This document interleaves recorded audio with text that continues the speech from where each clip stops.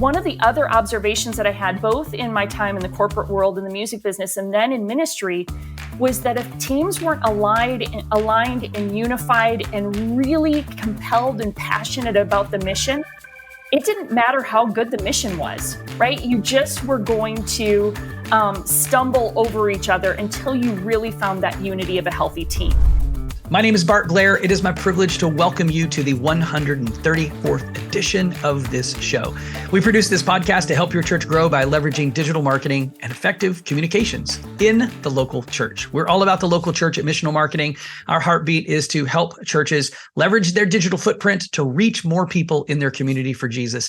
And hopefully you're finding this content on the podcast to be helpful in helping you accomplish just that. If you happen to be new to the show, maybe you're tuning in for the first time, we want to ask you to subscribe wherever you're listening on your favorite podcasting platform, whether that's Stitcher or Apple or Google Podcasts or Spotify or whatever your app is. Make sure that you subscribe. If you do that, then you'll automatically be delivered each weekly episode directly to your device so that you don't have to go hunting for it. It'll come right into your hand, to your pocket, into your mobile phone.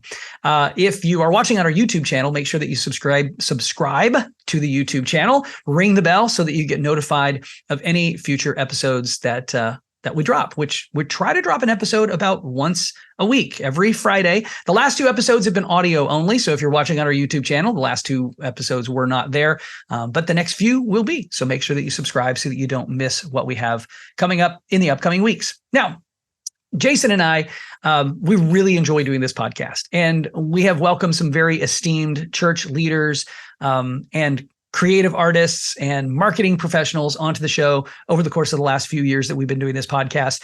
And from time to time, we bring a guest onto the show, not just because we want to educate and inform and help you as church leaders, but we want to learn ourselves. And this week's guest is, well, that's exactly what it is. Our guest this week is Jenni Catron.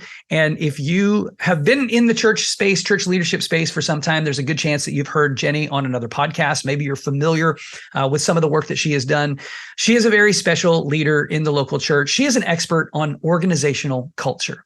Now, culture is something that's super important in the local church. Most people don't realize this. I actually get an opportunity to coach pastors quite a bit in the area of culture. I wouldn't say that I can hold a candle to Jenni and her expertise. But one thing that I often tell church pastors, church leaders, is that your church is going to have a culture, whether you're intentional about building that culture or not. It's kind of like bacteria. Bacteria grows everywhere. And sometimes there's good bacteria, the kind of bacteria that's in those things like yogurt and kombucha. Does kombucha have bacteria in it? Something like that. It's fermented. Maybe there's bacteria. I don't know. I don't know. Okay. Maybe I shouldn't have brought that up as an example. But sometimes there's bad bacteria that can cause things to go bad. And church culture is just like that. Any organization, the culture is just like that. If you're intentional about the culture that you're trying to cultivate, then you can have a culture that actually helps propel your mission forward. If you're not intentional about the culture that you're creating in your organization or in your church, it will actually stifle the growth and the impact that your ministry can make. And so today's conversation is one that we hope is really helpful for you as a church leader in assessing the culture in your church and taking some steps forward in building the kind of culture that's going to help you accomplish your mission as a local church, which is ultimately to reach more people for Jesus and to disciple those people to be fully mature, reproducing followers of Jesus themselves. So with that being said, I don't want to delay this episode anymore, but I do want to remind you of one thing, and that is once a month, Jason and I are producing an episode called Burning Questions, and we want your questions. We want your questions to answer on the show. So you can send any questions that you might have about communications, marketing, digital media, social media, websites, SEO, you name it. Sky's the limit. Ask us the question.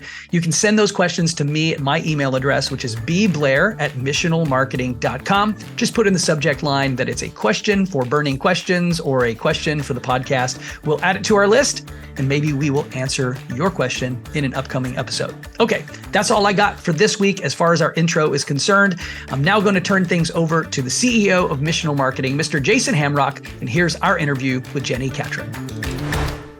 Well, hi, Jenni. Welcome to the show. Glad to have you here. How are you doing today?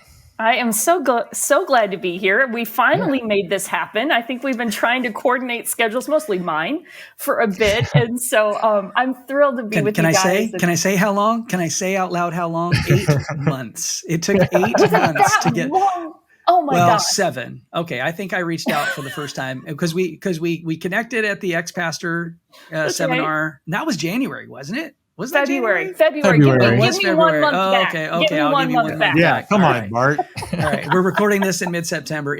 We had dates on the calendar and then had to reschedule, but it's something that I've been anticipating a really long time. Personally, I've been a fan and a follower for a long time of a lot of content that you've done and coaching you've done. So it was worth the actually, I'm confident. Right? I'm confident it's going to be worth the chase. Yes, it will be worth the chase. Absolutely.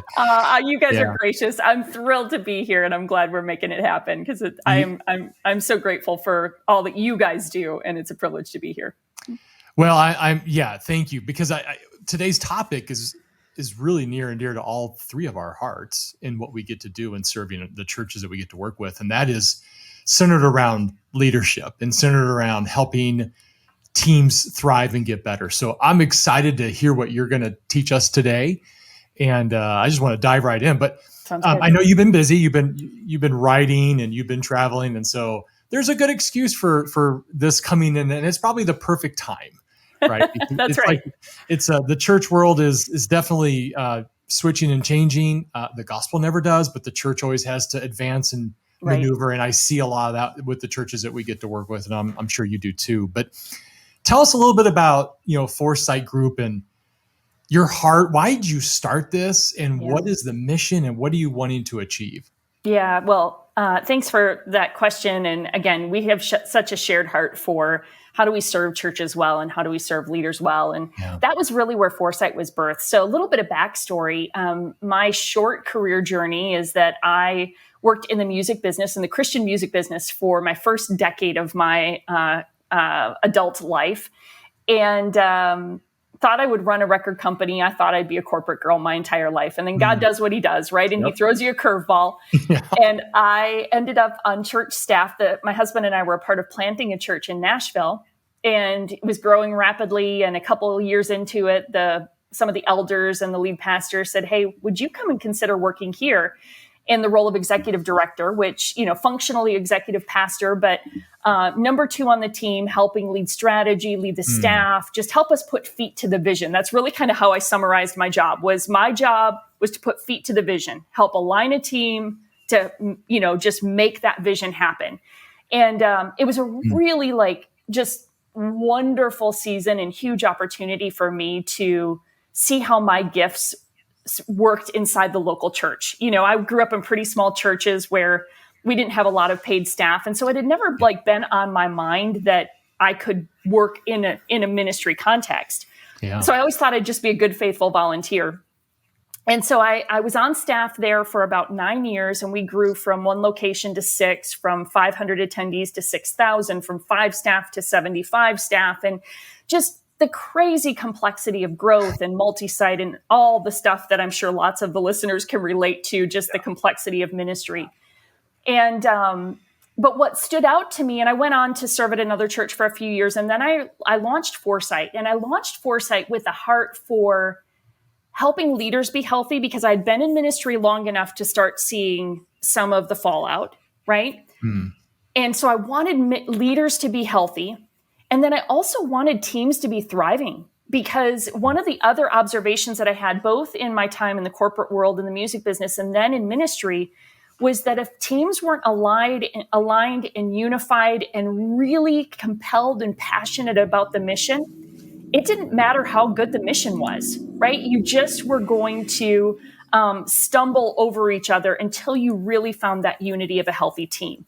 And I thought, why in the world shouldn't church teams be the strongest and the healthiest teams, right? I actually wrote a mission statement for the church when I went on ministry staff, defining what I felt like the church should look like, that the church should be a place where people are able to utilize their gifts in compelling ways, where they're engaged and they're fully involved, and whether they're staff or volunteers.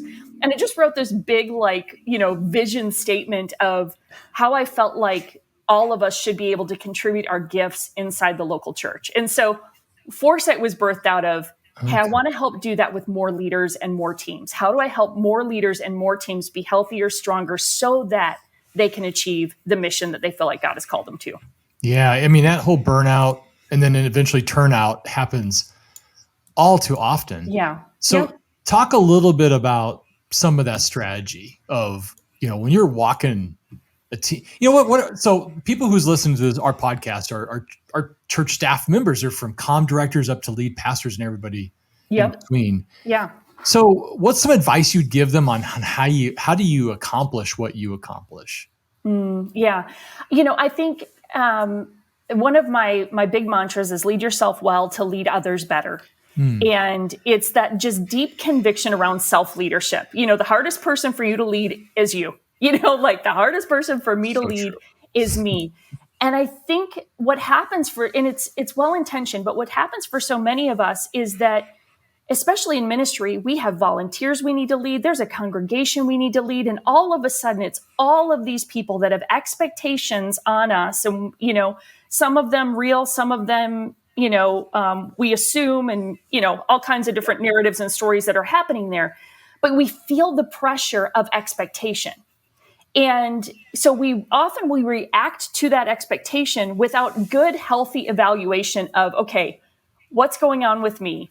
How am I wired? How am I gifted? What do I need to really be healthy and thriving as a leader? Where do I need to be growing? And a lot of times our well-intentioned desire to serve actually causes us to neglect our own growth, development, and health. And so I see that over and over with leaders. It's funny because we see this, we do a lot of coaching with women in leadership, and we see moms do this a lot, that they do sacrifice for the family and neglect themselves. Well, I think ministry leaders do this, in that they sacrifice for everybody they're serving and they neglect like appropriate self-care, and so that self-leadership piece of, we've got to lead ourselves well so that we have something good and healthy to give to the people around us. So long answer to your question, Jason. Sorry, you get me on soapbox and then I just keep going. But the long answer to the question is, first, that self-leadership piece, which starts with self-awareness, emotional intelligence, right? That understanding of, hey, what do I know about me? What do I know about how well I show up? And then how I show up with others. And so that starting point is a critical spot. Well, and I'd go on to say that is so true. And that if you're not leading yourself well, how can you be expected to lead others? And it does kind of go against I'm here to serve. I want to be a servant leader. Yes, that's a good posture. Yes. But to be a good servant leader, you got to lead yourself. So right. I'm 100% with you on that one. And so how is it when you have a high capacity leader that you work with, and that could be executive pastor, the lead pastor, even could be some of the church staff that are all great leaders. How do you convince them that they've got to, they have to look in the mirror and recognize you got to take care of yourself? I mean, because if I knew about it, I would do it, but what is it that I need to know about? Yeah, I think that that's a fantastic question, because, one of my greatest frustrations in the work that I do is often leaders come to us when they're in crisis. And that breaks my heart, right? Because either the leader is finally at the end of their rope, recognizing I need support and I need help. And so they engage us to say, hey, we need some coaching. We're not counselors, so that's a different level of support. Right. But if they need, practical coaching in their leadership skills, then they're coming to us. But they'll come to us after they've had kind of a wake of casualties of staff members who have left or moved on, or, and same thing with team dynamics is like, when it's truly toxic is sometimes when leaders come to us and we're like, let's do some more proactive work, and so I think what I would say to leaders is that every great leader needs support and coaching around them. Probably the seasons when you feel like you're flourishing the most is when you need somebody alongside of you, just helping bring perspective and bring ideas. And here's some simple things, maybe some more comfortable ways to do this. But I remember very early on in my journey, I knew that there was things I just didn't know. Like I was dumb enough and yet smart enough to recognize as a 20-something leader that I was like, I don't know what I don't know. And so one of my good friends was just as passionate about growing as I was. And we said, you know what? Let's go get a leadership book and let's read it together. And so we went and, we would, John Maxwell books or Jim Collins books or whatever it might be, right? This is a good handful of years ago. And we would go pick a book together. And then every Friday we'd go to lunch together. It was religiously on our calendar, and we would read a chapter and we would review it. And then we'd tell each other how we were doing. And I would say, hey, here's what I see in you. I love how you do this that he defined. But you know what? I think you've got a blind spot on this issue. And she would do the reverse for me. Right. And so I don't know why. Well, I do know why. I had a leader very early on tell me that if I wanted to lead people, I was going to have to learn to love them, because I was frankly bulldozing everybody. Like I was just kind of A-type firstborn overachiever who was bulldozing my way to succeed, so that was my early 20-something version of Jenni Catron. And so it was that a point of awareness that made me go, oh, okay, there's more to learn here than I realized. And so sometimes simple things like that just put you in a posture of, how do I create a mechanism in my life where I am getting good feedback regularly? I think the caution sign, again, long answer to your question. I think what I would tell leaders is, if you don't have a mechanism for regular feedback, somebody giving you regular feedback, then you need to engage. You need to find that. You need to engage that. That would be the first point of self-leadership is, I need regular points of feedback in my life before I go off the rails, or before honest, helpful feedback, not echo chamber feedback. Yeah. Yes. Right? That's really important, because a lot of leaders do surround themselves with people. And when you're, especially if you're in a larger organization, the larger the organization, this is my personal experience, the larger the organization, the harder it is for the people on the staff or in the team to give honest feedback to the leader or to the primary leaders, which means oftentimes you're going to have to look for that outside of the organization that you're in. People who know you, people you trust, people who don't have anything to gain or lose by giving the feedback that they're giving. That's right. Yes. I love that you pointed that out, Bart, because that's the challenge, right? And especially for any leader, the further you go up in the organization, the harder it is for people to give you honest, candid feedback, because you hold a lot of power. You hold a lot of influence. And so people that are comfortable being that honest with you. When I went into ministry, I had 3 really close friends from my previous work experience. And I purposely kept them very close. They didn't attend the church that I was serving at, so they didn't have a dog in the fight, right? They didn't care. They didn't care. Well, they did care, because they cared about me, and of course they cared about a local church. But by and large, they cared most about me, and so they were willing to be the sounding board for me on things I needed to process, and they were willing to give me feedback about what they were observing or hearing from me in that context. And they didn't have it, it wasn't going to impact them one way or the other. They were mostly concerned about my health and growth as a leader. So, I think every leader recognizing, do I have those people in my life who don't report to me? I'm not in a position of authority over them in any way, that are able to actually give me meaningful feedback. If I don't have one of those in my life, that's a caution flag. Yeah. And that's where you come in tremendously helpful for churches. Okay. Let me ask you a question. And I'm going to preface this by saying every church has issues. It doesn't matter who you are, because we're all humans and we all are sinful and we all have issues. That's just, okay. We know that, right? Everybody's saying, yes, our church has issues. The problem with, the question I want to ask is kind of centered around this problem. You could be growing tremendously, or you could be decreasing. You don't necessarily know. So how does a church know if their culture is healthy or hurtful? Set aside the fact that you could be a growing church, but your culture could just be a mess. And I got churches like that. I'm thinking of one, I'm not going to say their name. They are growing like crazy, Yes. People are leaving, and they're trying to shake up their culture because they're recognizing, oops, and it's already too late because of the dysfunctional of the culture. So, how do you know?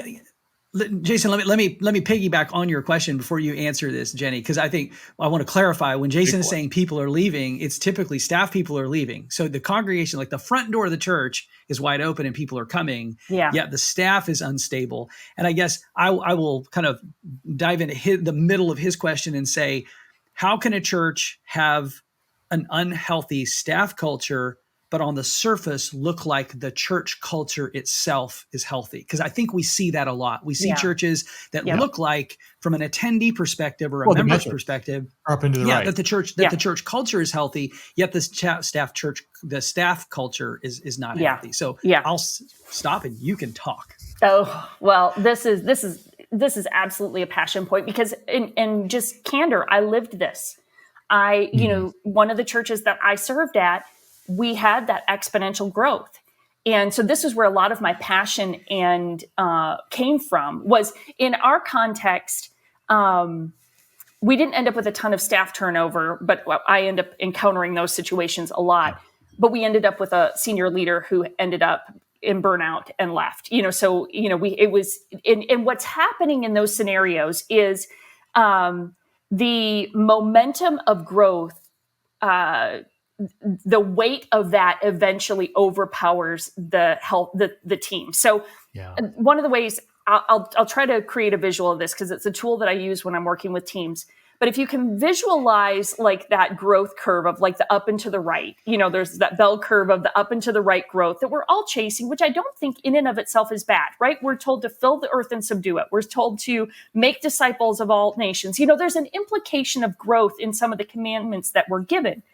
But how we approach that growth is, I think, really critical. So as we're pursuing that growth up and to the right, the question mark is, well, what supports that growth, right? Like there's got to be something under that bell curve supporting that growth, or it's eventually going to collapse.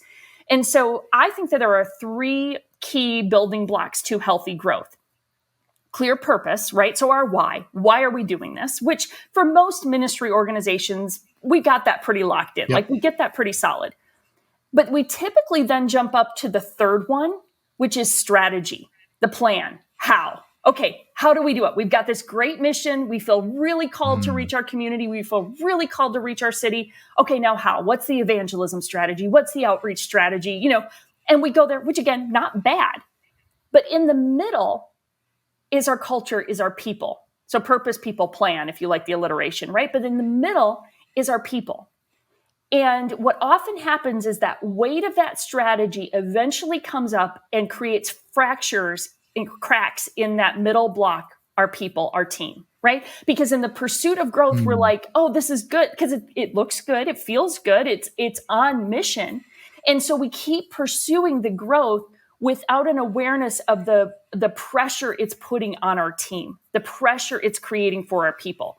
And so it's masking, that growth tends to mask the health development care of our team. And so that's what I like to shine a spotlight on with leaders, is to say, hey, how are we, if you can visualize those three pieces, the purpose, people, and a plan, as like building blocks that have to build out as we grow up, right? Like, so you have to keep building out as you go up. That purpose has got to get clearer and clearer and clearer. We got to keep it front and center all the time. But then with our people, our team, staff, even volunteer leaders, what are we doing to invest in them, to develop them, to be clear about our culture, how we work together, so that your people are really the linchpin between that purpose and that strategy, and its values. The values of how we work together are one of the anchor pieces for that.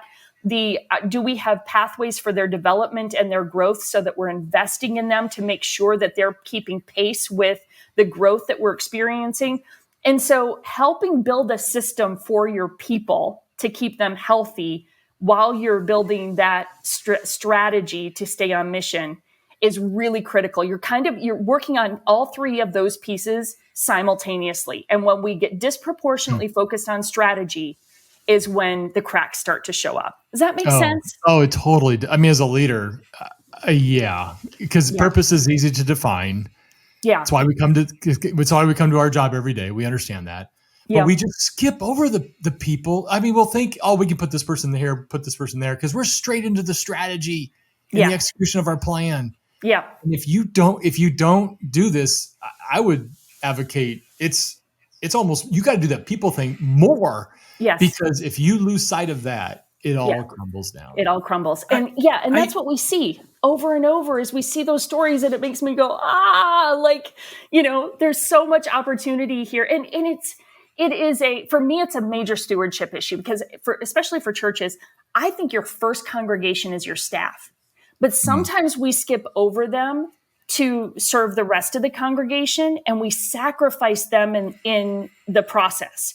And so if you're seeing significant turnover, if you're seeing disengagement, then those are caution signs to say, hey, is there something there I need to do to shepherd this team so that they can carry the weight of the rest of the ministry strategy? Sorry, Bart, I think I might have cut you off. Oh no, what you said was awesome. I'm glad you filled in those blanks there. What I was going to say is, I often use this illustration when I'm working with church leaders to say, your purpose is like this giant machine. It's built to accomplish something. And your strategy is like the gears that actually kind of turn. Yep. Your values are the grease on those gears that reduce friction. That's and if you don't focus on the values, you end up with a machine that has virtually no lubricant in it. And that machine can be cranking really, really hard. But eventually that lack of value in there, that lack of values is supporting the mission, you end up seizing the machine. It's like the oil change in the car, right? You can keep driving the car for quite a long time without changing the oil, but eventually you're going to have problems. I do want to ask you a question about this though, because I've seen this where I'm watching it happen in a church, if I can be perfectly honest, where the church has actually spent an extensive period of time focusing on the church culture, clear values, living out the values, celebrating the values. But for some reason, those values do not apply in the boardroom, in the staff context, in the meeting rooms. It's just, it's inconsistent with the way that they're actually played out. Yeah. I have seen churches develop like a different set of core values. So you have core values for the church and the mission we're trying to accomplish, and then a set of core values that really sort of govern the staff relationships and the staff works. Right. How would you speak into that? What are some pitfalls that you see churches in that particular area, or how would you coach them through some of those challenges? Yeah. Oh, I love that you shared those examples, because that first of, they've defined it all, but then that's not actually how they behave. I mean, that is more of a culture buster than almost anything. Like if you've gone to the work to say, here are our values and they're lovely and we put them on the wall and we've done all the things, and then that's not actually how we behave, it's such a monster violation of what you've defined that it completely it completely blows up your culture. Like people just, they roll their eyes. They see those on the wall and they like, yeah, right. Like that's what we do, So I think and hear me again, there's no perfect culture because there's no perfect people. Right. So we are going to do our best to define, what do we aspire to as a team? What does it look like when we're at our best? And I say that good, healthy, defined staff values are an anchor for that. Like they kind of create that framework, the scaffolding for culture. But we take that a step further when we're working with organizations. We say, okay, what are those values? Those things that are distinctive to you and your team and how you operate. It's how you do the work together. What are those distinctives for you? Okay, why? Why is that so important? Why is that such a deep conviction and belief for you? What does it look like? Like, what does this look like in action? And then how do we even talk about it? So we put some fun phrasing around it. But then we go to part 2 and we say, okay, how do we build it? So this is back to a system. Like even culture needs a system, right? Healthy things need systems to keep reproducing and growing. And so even your culture framed around a set of values needs a system to make sure we are consistently living into what we've defined. So then we look at that and we say, okay, now let's look at all of the different points within our organizational life, from how we hire and recruit and onboard, to our staff meetings, to our performance reviews, to our one-on-ones, to how we train our managers. How does every key part of a team member's journey, how do we make sure we're reinforcing what we said, who we said we want to be? And so trying to fight for that congruence between those two things is really, really important.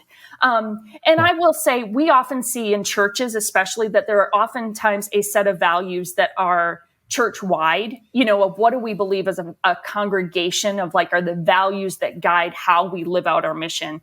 But then a set of values for the staff, of like, for those of us who are paid to give the best hours of our day, that are working together in a working context, what are the values that need to guide how we interact, like the commitments we're making to each other. So I do kind of, as long as those aren't incongruent. There was a team that I worked with a couple years ago, and they were redefining both values because this church had been through a ton of upheaval, and kind of everything needed to be built from the ground up. But the staff were the team that I was working with, we called them the culture team. The team that I was working with, ultimately the staff needed to align with all of the values. It wasn't, we just, focus on the staff values. It's like, well, you first focus on the church-wide values. Like, we're all committed to this. This is pay to play. Like, if we're here, we're engaged with the mission and the vision and values of this church.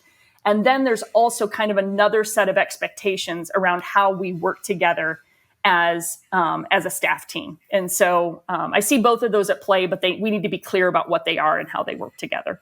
Wow. Okay. One more question. I have one more question for you. Well, I have a lot of questions, but we're running out of time. I have one too, and I have my fingers crossed so I don't forget what it is. Okay, go ahead, Jason. Fingers crossed. Okay. I got my fingers crossed so I don't forget my question. What would you recommend to people who have to lead up and let them, the people that, my boss, how do I lead up?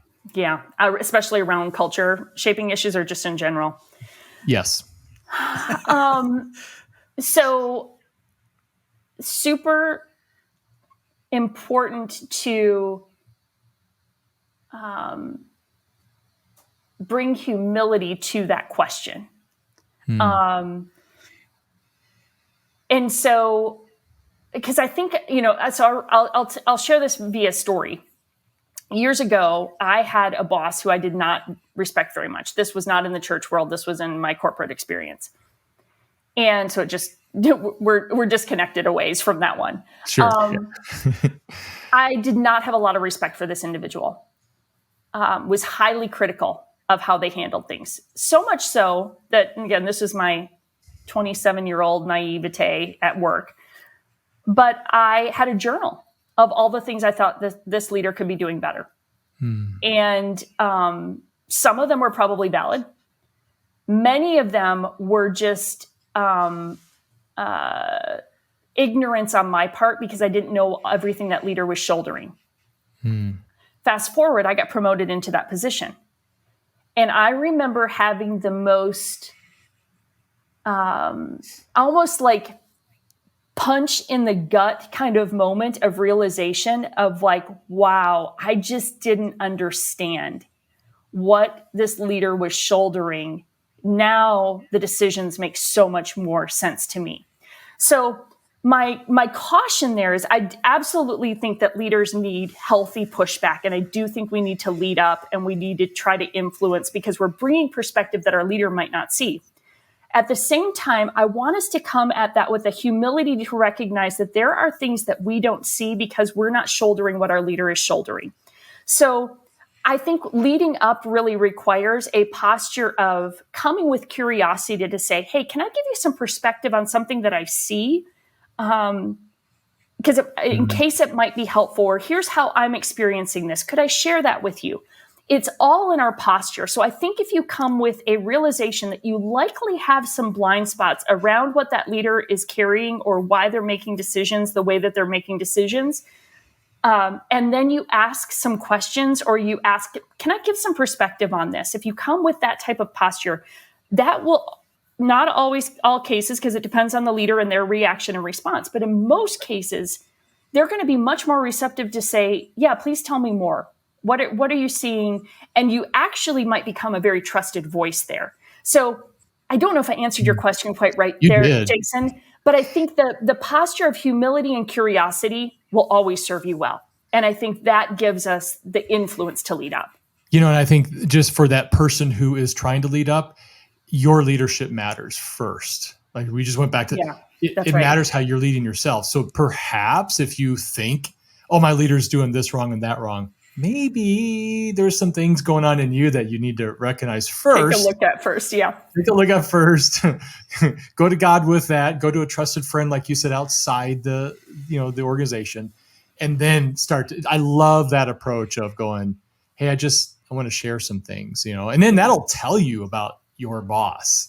And maybe you're in the wrong spot, because there's maybe not a way out of it. But that's a great answer. I really appreciate that. It was a really good question, Jason. And it was a really good answer, Jenni. And Jason, the next time we have a conversation and I ask you, do you mind if I bring you some perspective on this? You'll know exactly where I got it.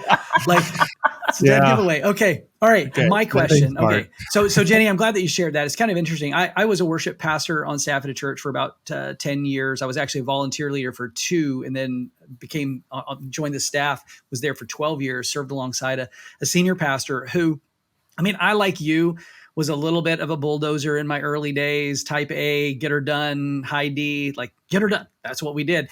And I remember pressing my senior pastor, who I had a very close relationship with and still do, 20 plus years later, still close relationship, although we haven't served in the same church together for a long time. And then I went and I helped another guy plant a church. And then I ended up actually being the senior pastor of that church for about 5.5 years. And I still remember the day I sat down at my desk and I went, oh my goodness, I need to write a letter of apology. I need to write a letter of apology to this other pastor that I served alongside for 10 years because I did not understand the weight. I did not understand the weight. I did not, until you've sat in the chair, you cannot know what that person, why they're making the decisions they're making. That's right. And in all reality, when I had time to reflect on it, I realized that he was making a lot of good decisions. I just didn't see them that way because it wasn't the way I would have done it. So, okay, I do have a question. Here's my question. We'll make this the last question and then we'll wrap this up. I'm going to rewind about, 10 minutes or so ago. You used this phrase when you were talking about values and you said, these are commitments that we make to one another. Is that the way that you would define the core values in a church, or how do you define those core values and how to use I love that language. These are commitments that we make to each other. Yeah. Expand on that a little bit, if you will. Yeah. I would say that was one of the ways I would define them. I say also that it's the guiding principles that shape how we work together, right? It is those convictions that align us, So, the thing about values is the data tells us, really 3 to 5 values is all you should have for a group, because you're not going to remember more than that anyway. So you're really looking to try to distill what are those 3 to 5 distinctives that are really unique for us in this season, or for us, like if it's church-wide values, what are the things that really set us apart? Because our mission is probably pretty similar to the 20 other churches around town, right? But our values might be those distinctives that set apart how we actually live out that mission together. So for church-wide values, you're trying, and so those are those convictions and what will draw people to come and be a part of your church and really commit and be, deeply aligned there. For staff, it's the, hey, these are really core behaviors, the guiding principles for how we work together. So an example of this is for the Foresight team.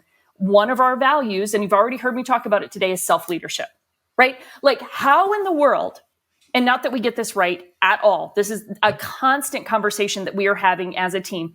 How in the world can we coach leaders and coach teams if we are not doing the really important work of leading ourselves well, of making sure we are constantly learning, we are growing, we are asking questions, we are remaining humble.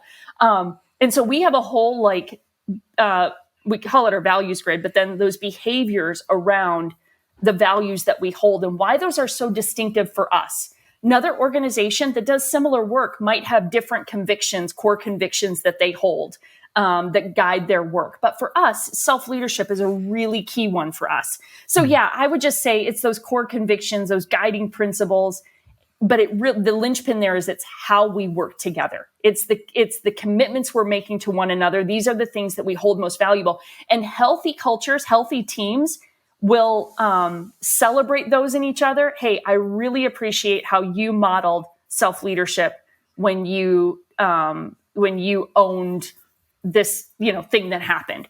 Or and so they'll celebrate that in each other. Or this happened with a team the other day that I was working with. And it's a team so sometimes I do group coaching for like whole executive teams. So I was sitting in their meeting, they're talking through an issue, and one of the team members says something about, a decision that they need to make. And another team member chimed up and said, but do you think that would violate this value that we hold? Because I think if we did that this way, it wouldn't reflect the best of who we are and living out this value. Such a win, right? That's such a win, because they are self-regulating, using their values to keep them in check as a team. Yeah. And I was like, my work is done. This team is living into who they say they want to be. And they're using their values to guide that. And it's showing up they're just having an everyday conversation about a strategic decision. And all of a sudden it's like, okay, but wait, are we staying in alignment with our value? Because if we violate a value, this isn't going to be the right decision. Yeah. And so again, I might be taking a tangent, Bart, but I like that. That's what comes to mind as you ask that question about. That's great. Values. Thank you so much, Jason. Yeah. Over you. You want to wrap this thing up? Yeah. No, who do you look to as you're trying to grow yourself? I mean, are there podcasts, books, conferences? Yeah. I am anywhere and everywhere. I am such a geek for knowledge. So I'll tell you some of the things that I am in the middle of. I just finished Dallas Willard's Life Without Lack. You guys, I've always been a Willard fan. This particular one, just hit me smack where I needed to hit it. Do I trust God? Right? Do I really trust God? So from a personal growth, spiritual growth standpoint, that has been a recent one that's been amazing for me. I love all things Lencioni when it comes to team stuff. Good. Yeah. I mean, I will just eat his stuff up all the time. I am about to start Mark Miller's new book on culture. I think it's called Culture Rules. So I'm always reading and learning anything in that space. So Adam Grant, that his voice on leadership and teams is so valuable. And I'm trying to think of others that are top of my list, but those are a couple that come to mind. Okay, awesome. And then, because I know people are going to want to get a hold of you, have some follow-up questions. So thank you for allowing people to get a hold of you. What's the best way to do that? I love it. Yes. First, our website is getforesight.com. It's GET, the number 4, SIGHT.com. So on the website, you can see, and we have tons of free stuff, like the podcast you can find there, the blog you can find there, bunch of free resources and downloads, and then just more info about everything we do. So that's a great place. And then on social media, I'm at Jenni Catron, JenniCatron. And so I'm on most of the social media channels. So I'd love to connect. You can message me there, and I'd love to connect. Yeah. Well, awesome. Well, thank you so much, man. You're thanks for having me. Your years of experience in the church and in the marketplace. It's easy to see guys using you to help other cultures thrive and get better and stronger. And the kingdom's going to be impacted from that. So thank you for blessing us with that. Thank you. Appreciate you guys. Well, of course, we will link to your social accounts and the Foresight group in the show notes of this podcast. If you're listening to this podcast and you made it this far, doesn't it deserve a 5-star review? I mean, come on. If you've never left us a review, go leave a review today, because this was gold. Jenni, thank you so much for hanging out with us. If you happen to be watching on our YouTube channel, you'll notice that we have posted a discussion question at the top of the questions thread, and we'd love to engage with you there. So if you're watching on YouTube, go check out that question, answer the question. And thanks again for tuning in to the Missional Marketing Podcast. We know you have a choice about the podcasts that you listen to or that you watch, and we consider it a privilege that you'd hang out with us. That's it. We'll see you guys next time.